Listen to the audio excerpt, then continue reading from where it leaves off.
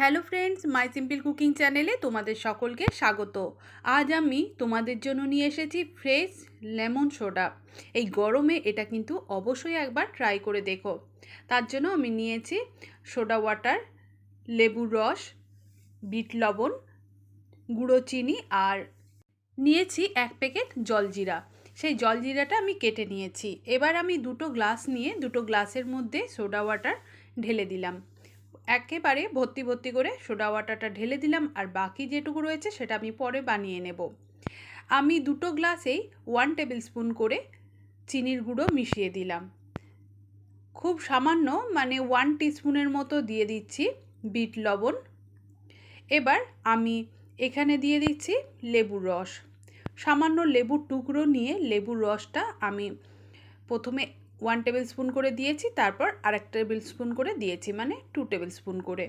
আর বড় table spoon হলে 1 table spoon দিলেই হবে। এবার আমি দিয়ে দিচ্ছি কেটে রাখা জলজিরা। তবে এই জলজিরার আন্দাজটা কেমন করে করবে? এই 1 প্যাকেট জলজিরার মধ্যে যা থাকে তাতে 3 গ্লাস ফ্রেশ লেমন সোডা আরামসে বানিয়ে নেওয়া যায়। জলজিরাটা দিয়ে আমি দুটো গ্লাসে একটু করে ভালোভাবে নেড়েচেড়ে গুলিয়ে নিলাম জলজিরাটাকে। তাও যদি জলজিরার আন্দাজটা তোমরা করতে না পারো, তখন একটা গ্লাসে হাফ টিস্পুন করে জলজিরা ব্যবহার করলেই 3টে গ্লাসে 1 প্যাকেট জলজিরাই হয়ে যাবে। এই ফ্রেশ লেমন সোডাটা এতটাই টেস্টি হয়, দেখো বানাতে না বানাতে মেন নেওয়া হয়ে গেল। এবার আমার হাজব্যান্ডও নিয়ে নিচ্ছে, আর আমি এখন আমার জন্য বানিয়ে নিয়েছি।